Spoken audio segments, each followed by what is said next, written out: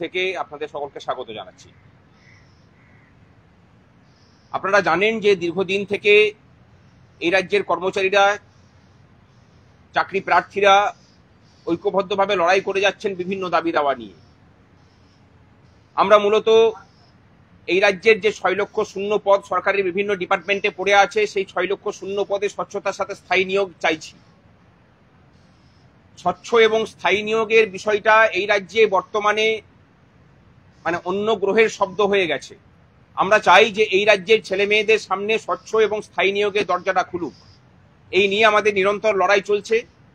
আমাদের লড়াই চলছে এই রাজ্যের সদ্য চাকরিহারা যোগ্য শিক্ষক এবং শিক্ষাকর্মীদের জন্য। যে প্যানেল 2016 সালে প্রকাশিত হয়েছিল, সেই প্যানেলকে পুনর্বহাল করতে হবে। যোগ্যদের নির্ভুল তালিকা এবং সমস্ত পরীক্ষার্থী যারা পরীক্ষা দিয়েছিলেন তাদের ওএমআর প্রকাশের মধ্যে দিয়ে। আমাদের দাবি, সুপ্রিম কোর্টের রায় মেনে অবিলম্বে 25% বকেয়া সহ বর্তমান রোপার যে 37% বকেয়া মহার্ঘ ভাতা আছে সেটা মিটিয়ে দিতে হবে।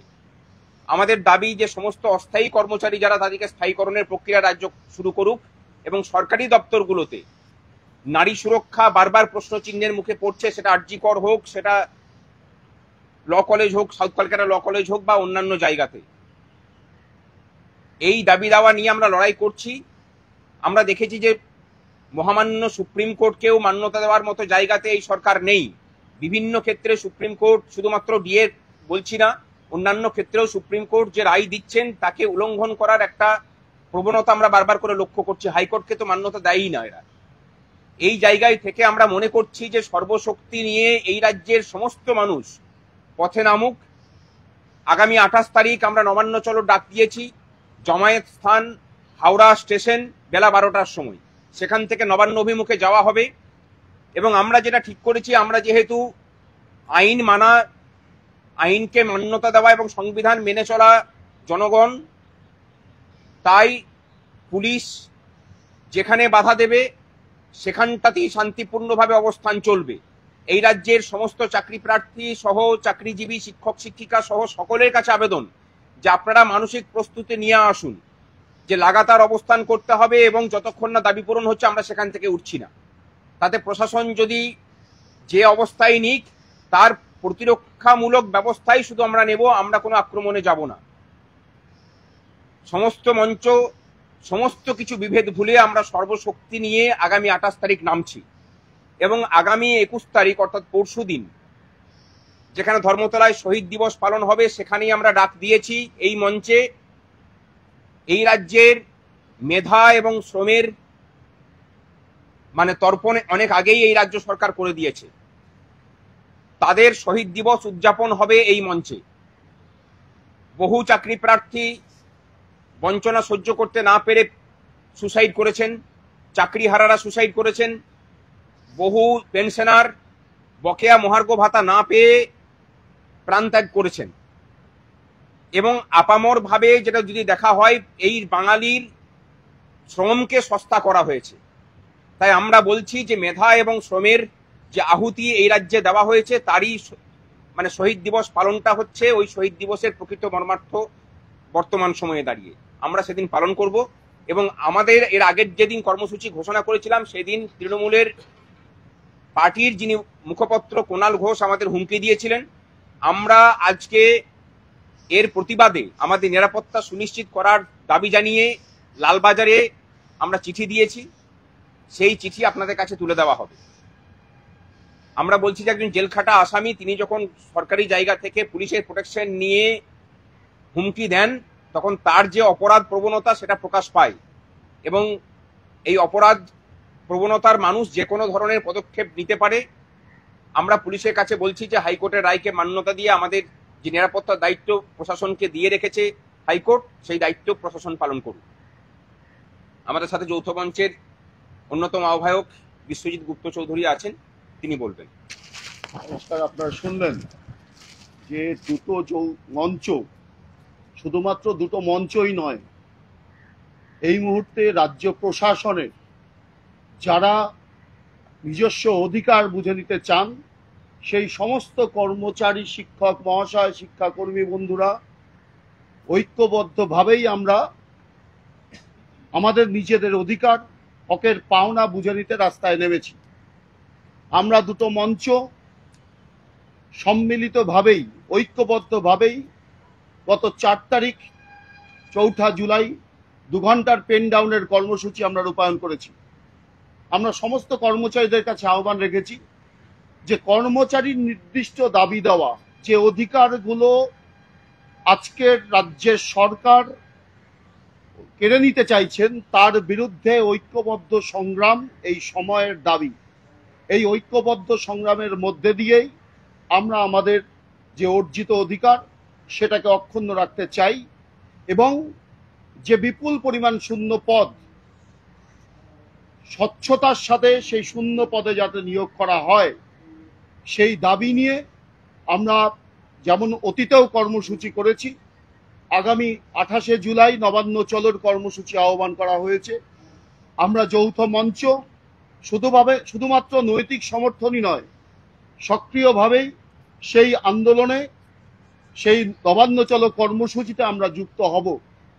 আমরা একই সাথে এই সাংবাদিক সম্মেলনের মধ্যে দিয়ে আমরা আবেদন করতে চাই, কর্মচারীরা রাস্তায় আছেন, পশ্চিমবঙ্গের সচেতন নাগরিকরা রাস্তায় আছেন। দেখেছেন যে গত 9ই আগস্ট 2024 আরজি করের যে নৃশংস ঘটনা ঘটেছে, আগামী 9ই জুলাই আগস্ট অভয়া মঞ্চের আহ্বানে সেই ন্যায় বিচারের দাবিতে রাজ্যের আপামর জনগণ তারা রাস্তায় নামছেন। আমরা মনে করি নিশ্চয়ই আমাদের যে অর্থনৈতিক অধিকারগত দাবি দেওয়া লক্ষ্যে যে আন্দোলন করছি, তার পাশাপাশি সমাজে সুষ্ঠু মানুষের, জনগণের সুষ্ঠু ন্যায় প্রতিষ্ঠার স্বার্থেও সমাজের একজন নাগরিক হিসেবেও আমাদের সেই আন্দোলনে যুক্ত হওয়া প্রয়োজন। ফলে 28 জুলাই যেমন আমরা ঐক্যবদ্ধভাবে নবান্ন চলো কর্মসূচি করব, আমাদের লড়াইয়ের মধ্যে দিয়েই আমাদের হকের পাওনা আমরা বুঝে নিতে চাই, তেমনি একইভাবে এই 9ই আগস্ট ঐক্যবদ্ধভাবে রাস্তায় নেমে যে নৃশংস ঘটনা ঘটেছে শুধুমাত্র আরজি করের মধ্যেই সীমাবদ্ধ নয়। তারপরে দেখেছেন বিভিন্ন কলেজগুলোর অভ্যন্তরে একদম শাসক দলের মদতপুষ্ট কিছু সমাজবিরোধী যে কীর্তিগুলো করে চলেছেন, তার বিরুদ্ধে, তার প্রতিকারের দাবিতেও আগামী 9ই আগস্ট আমরা রাস্তাতেই থাকব। কর্মচারী সমাজ যেমন, শিক্ষক মহাশয় যেমন, শিক্ষাকর্মীরা যেমন রাস্তায় থাকছেন, একই সাথে যারা পশ্চিমবঙ্গের জনপ্রতিনিধি আছেন তাদের কাছেও আমরা এই আহ্বান রাখতে চাই যে কর্মচারীদের এই প্রতিবাদী কণ্ঠ বিধানসভার অভ্যন্তরেও যাতে সেটা সুনির্দিষ্টভাবে উল্লেখিত হয়। আজকে কর্মচারীর অধিকার আক্রান্ত মানে শুধুমাত্র যারা কর্মরত আছেন তারা নন, ভবিষ্যৎ প্রজন্মের তাকে অন্ধকারে নিয়ে যাওয়া হচ্ছে। তার বিরুদ্ধেও এই পশ্চিমবঙ্গের সুস্থ গণতান্ত্রিক বাতাবরণ, প্রত্যেক মানুষের যে অধিকার, সেই অধিকার প্রতিষ্ঠার লক্ষ্যেই আমরা এই ঐক্যবদ্ধ সংগ্রাম করছি, ঐক্যবদ্ধভাবেই লড়াই আন্দোলন করছি। এবং শুধুমাত্র 28 জুলাই নয়, আপনারা দেখছেন গত 9ই জুলাই যে ধর্মঘট হয়েছে, কর্মচারী শিক্ষক মহাশয়রা ধর্মঘটে অংশগ্রহণ করেছেন। তার মধ্যে দিয়ে সরকার হুলিয়া জারি করেছিলেন যে যারা ধর্মঘটে যুক্ত হবেন তাদের ডায়স্নন করা হবে, বেতন কাটা হবে। কর্মচারীরা তাদের ন্যায্য পাওনা যেখান থেকে রাজ্য সরকার বঞ্চিত করছেন, সেই দাবি নিয়ে আমরা ধর্মঘটে অংশগ্রহণ করেছি, ডায়স্নন করা হচ্ছে বা চলছে প্রক্রিয়া। আর আগামী 21 জুলাই সমস্ত কর্মচারীরা যাতে সেই রাজনৈতিক সমাবেশে আসেন, তার জন্য বিভিন্ন আধিকারিকদের মাধ্যমে চাপ সৃষ্টি করা হচ্ছে। অফিস ডে, কোনো ছুটি নেওয়ার বিষয় নেই, তাদের সরাসরি এখানে উপস্থিত থাকতে হবে। তাহলে ধর্মঘট করার মধ্যে দিয়ে সাধারণ মানুষের, সমস্ত অংশের মানুষের দাবিকে নিয়ে যখন আমরা ধর্মঘট করছি, তখন ডায়স্ননের আদেশনামা জারি করা হচ্ছে। অথচ 21 জুলাই উপস্থিত হতে হবে, সেখানে কোনো ধরনের চাকরিচ্ছেদ বা এই ধরনের কোনো প্রক্রিয়া গ্রহণ করা হচ্ছে না বা হবে না। একটা রাজনৈতিক দলের কর্মসূচি থাকতেই পারে, সেখানে সরকারি আধিকারিকদের দিয়ে কর্মচারীদের সেখানে সরাসরি অংশগ্রহণ করানোর মধ্য দিয়ে কার্যত ভারতবর্ষের সংবিধান যে ন্যায় ক্ষেত্রে দিয়েছে, যে অধিকারটা দিয়েছে, সরাসরি তার উপর তারা আক্রমণ নামাতে চাইছেন, সংবিধানকে অবমাননা করার জায়গায় যেতে চাইছেন। তার বিরুদ্ধেও আজকের এই সাংবাদিক সম্মেলনের মধ্যে দিয়ে আমরা আপামর রাজ্যবাসীর কাছে এই বার্তাটা দিতে চাই যে আগামী 28শে জুলাই নবান্ন চলো কর্মসূচির মধ্যে দিয়েই আমাদের ঐক্যবদ্ধ মুভমেন্ট শেষ হবে না। আগামী দিনে আমাদের ন্যায্য অধিকার প্রতিষ্ঠার লক্ষ্যে আগামী দিনে যৌথভাবেই আমরা ঐক্যবদ্ধভাবেই আমাদের হকের দাবি বুঝে নেব। তাতে প্রয়োজনে বৃহত্তর কর্মসূচিতে যেতে হলে নিশ্চয়ই আমরা ঐক্যবদ্ধভাবেই সেই বৃহত্তর কর্মসূচিতে যাব।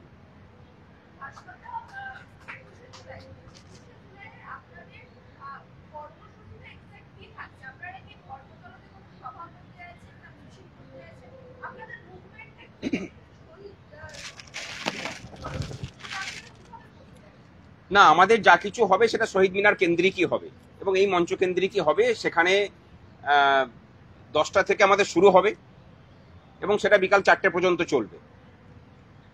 আমরা বিভিন্নভাবে দেখানোর চেষ্টা করব যে কিভাবে এই রাজ্যের মেধাকে, এই রাজ্যের শ্রমকে, মানে এই সরকার প্রাতিষ্ঠানিক দুর্নীতি দিয়ে হত্যা করেছে। আমাদের রাজ্যবাসীর কাছে সেদিন তুলে ধরার একটা প্রচেষ্টা আমরা করব যে যদি প্রকৃত শহীদ দিবস পালন করতে হয় গোটা রাজ্য জুড়ে, তাহলে এই বাংলার মেধা এবং শ্রমের শহীদ দিবসই পালন করা উচিত এই জাতির। না হলে এই জাতির অস্তিত্ব আজকে বিপন্ন, জাতি বাঁচবে না। হ্যাঁ, এখানেই সভা হবে এবং বিভিন্ন ধরনের ইয়ে থাকবে, অ্যাক্টিভিটি থাকবে, তার মাধ্যমে তুলে ধরা হবে, চেষ্টা হবে।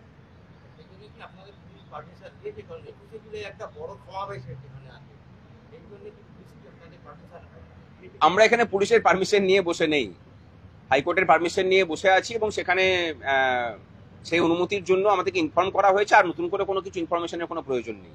সুতরাং পুলিশ যদি বাধা দিতে আসে তাহলে ওই রবীন্দ্রনাথের কথা ধার করে বলি, ঠাকুরের মানে বিশ্বকবির কথা ধার করে বলি যে বাধা দিলে বাঁধবে লড়াই।